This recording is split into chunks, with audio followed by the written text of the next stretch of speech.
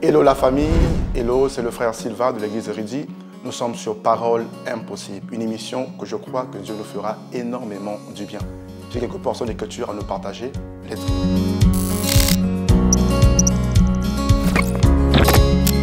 Ensemble, on va donc ouvrir la parole de Dieu, le livre de Genèse, chapitre 12. Je lis au nom de Jésus-Christ. L'Éternel dit à Abraham, va-t'en dans ton pays, de ta patrie et de la maison de ton père, dans le pays que je te montrerai. Je ferai de toi une grande nation et je te bénirai. Je rendrai ton nom grand et tu seras une source de bénédiction. Je bénirai ceux qui te béniront et je maudirai ceux qui te maudiront. Et toutes les familles de la terre seront bénies en toi.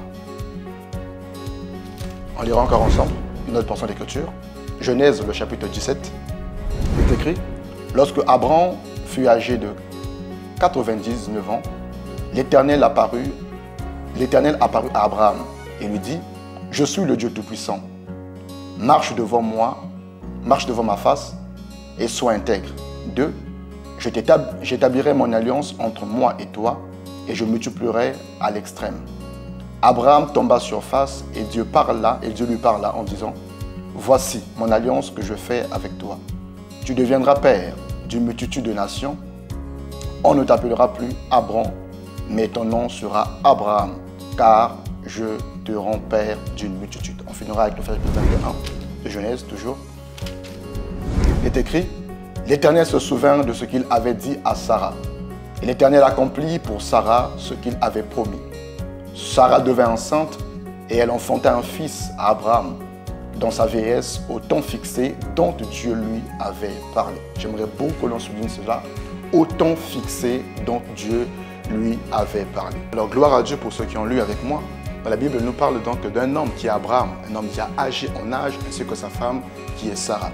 La Bible nous mentionne donc qu'Abraham quitte la maison de son père à un certain âge. À 75 ans, Abraham quitte la maison de son père. Mais il quitte la maison de son père avec une promesse attachée de l'Éternel. Dieu dit à Abraham, je te bénirai. Je ferai ton nom grand, je te donnerai des enfants. Ta prospérité sera plus nombreuse. Et la Bible mentionnera même que les étoiles du ciel. Mais une chose très importante, c'est que Dieu fait cette promesse, curieusement, à un homme qui est infertile. Un homme qui a un âge avancé, qui selon la médecine ne peut plus concevoir. Mais curieusement, j'ai deux informations à nous apporter dans le verset 17 que nous avons lu. La première information est capitale. La Bible déclare, lorsque Abraham fut âgé de 99 ans, l'Éternel lui apparut. Abraham et lui dit, je suis le Dieu Tout-Puissant, marche devant ma face et sois intègre. J'aurais aimé qu'après plusieurs années que Dieu dise à Abraham, oui, c'est le temps, c'est le moment pour toi d'avoir un enfant. Mais ce que Dieu dit à Abraham, c'est que le Seigneur confirme simplement l'authenticité ou encore la constance d'Abraham. Malgré que la promesse n'est pas encore là, mais Abraham est constant dans les voies de l'Éternel. Dieu dit à Abraham, marche devant ma face et sois intègre. C'est vrai que dans le parcours de la vie d'Abraham, tout n'a pas été facile. Il y a eu des hauts et des bas. Sarah, n'ayant pas eu d'enfant, elle a commencé à être triste, à pleurer, qu'elle poussa même Abraham, plus tard, donna sa servante et Abraham eut un enfant. Mais cela n'était pas la volonté parfaite de l'Éternel. Certains le considèrent comme une vérité permissible, mais je crois que même dans la vérité permissible de l'Éternel, c'est toujours le plan de Dieu. Là, j'aimerais encourager une personne. Il est écrit dans le verset 21, l'Éternel se souvint de ce qu'il avait dit à Sarah. Et l'Éternel accomplit pour Sarah ce qu'il avait promis. Sarah devint enceinte et elle enfanta le fils de Abraham. À Abraham, dont la Bible déclare dans sa vieillesse, au temps fixé dont Dieu avait promis. J'aimerais encourager une personne. Bien-aimé, le temps pour toi, c'est le temps fixé de Dieu.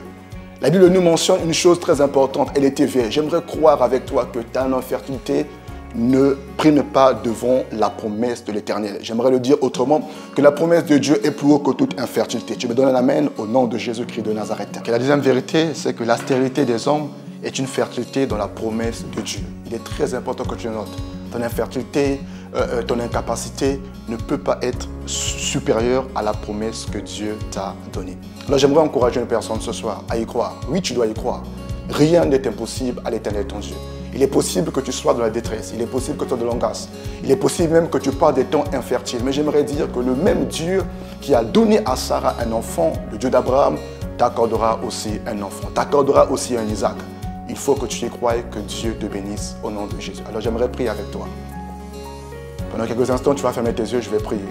Éternel Dieu Tout-Puissant, je te bénis, je te rends grâce parce que tu es merveilleux. J'aimerais prier pour un frère, pour une soeur, pour une maman, pour un parent qui est présent en train de me suivre dans cette parole impossible. Seigneur, j'aimerais croire que tu es le Dieu de toute impossibilité. Oui, Abraham a crié à toi, Sarah était infertile, mais au temps venu de Dieu, tu as donné un enfant. J'aimerais croire au nom de Jésus-Christ que tu es capable de donner un enfant, un Isaac. Une situation peut changer à cause du nom de Jésus. Soyez bénis au nom de Jésus-Christ. Je vous remercie.